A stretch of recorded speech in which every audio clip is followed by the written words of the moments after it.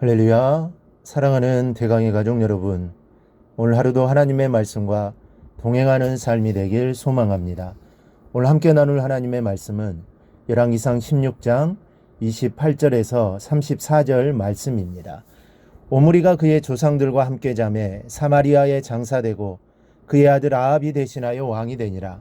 유다의 아사왕 제38년에 오므리의 아들 아합이 이스라엘의 왕이 되니라.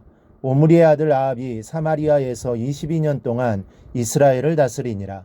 오므리의 아들 아합이 그의 이전의 모든 사람보다 여호와 보시기에 악을 더욱 행하여 느밧의 아들 여로보암의 죄를 따라 행하는 것을 오히려 가볍게 여기며 시돈 사람의 왕 엣바알의 딸 이세벨을 아내로 삼고 가서 바알을 섬겨 예배하고 사마리아에 건축한 바알의 신전 안에 바알을 위하여 제단을 쌓으며 또 아세라상을 만들었으니 그는 그 이전에 이스라엘의 모든 왕보다 심히 이스라엘 하나님 여호와를 노하시게 하였더라.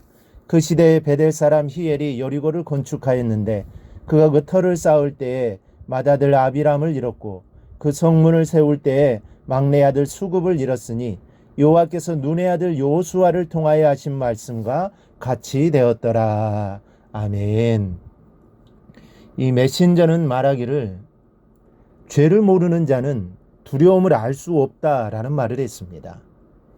천둥이 치면 도둑은 정직해진다라고 하지만 천둥이 쳐도 자신의 죄를 깨닫지 못하는 마비된 양심이 있다는 말입니다.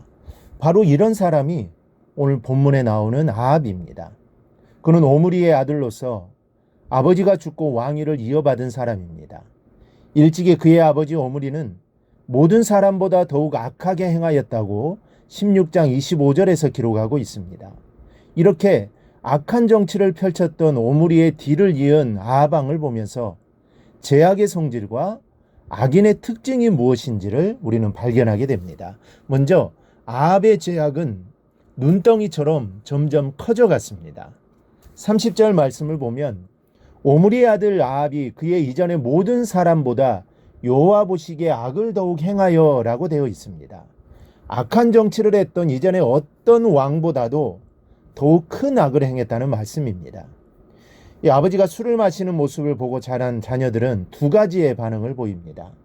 한 부류는 술이 지긋지긋해서 술을 먹지 않습니다. 그런데 한 부류는 아버지의 그 모습 그대로 술을 먹는 자녀가 있습니다.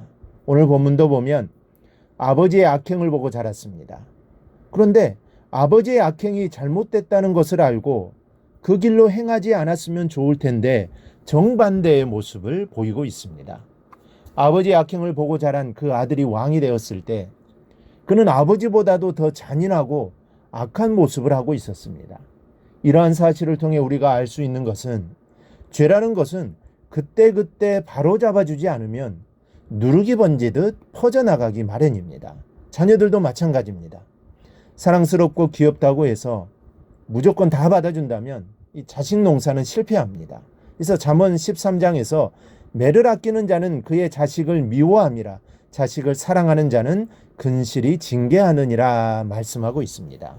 이것은 사랑하는 자녀이기에 징계하라는 말씀이며 가르치라는 교훈입니다. 이것이 바로 하나님의 교육 방법입니다. 그래서 주님께서는 때때로 사랑하는 성도에게 고난을 주시는 것입니다.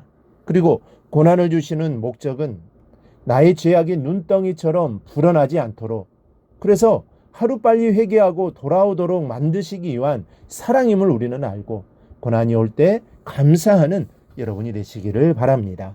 또 하나, 아합은 중죄를 범하면서도 양심의 가책을 느끼지 못했습니다. 31절에 여로보암의 죄를 따라 행하는 것을 오히려 가볍게 여기며 라고 있습니다. 이 말은 그의 양심이 완악해지고 강팍해졌음을 말해줍니다. 그의 양심이 병들다 보니 죄악이 날로 커져갔던 것이요.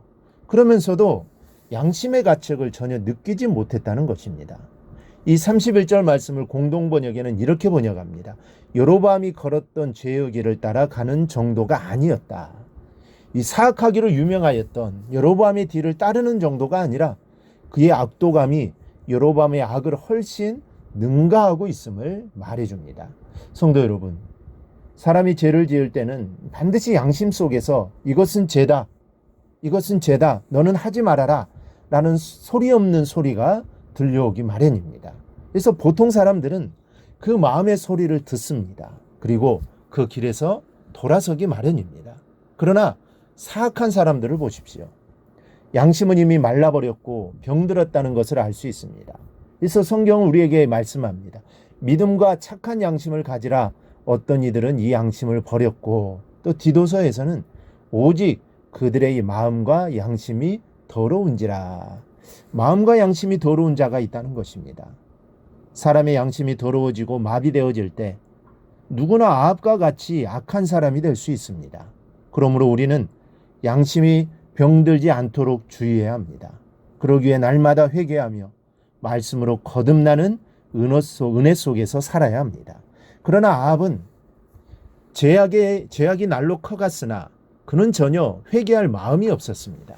33절에 그 이전에 이스라엘의 모든 왕보다 심히 이스라엘 하나님 여호와를 노하시게 하였더라 라고 되어 있습니다. 공동번역에는 그는 선대 어느 왕들보다도 이스라엘의 하나님 야훼의 속을 더욱 썩혀드렸다 라고 했습니다.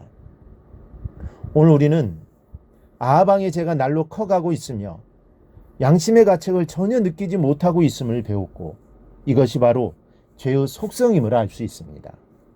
그러나 우리 그리스도인들은 죄를 따라가지 않고 주님의 거룩하신 발자취를 따라 사는 성도들이 되어야 합니다. 그럴 때 우리가 죄악 중에 거하지 않고 하나님 안에 거할 수 있는 것입니다.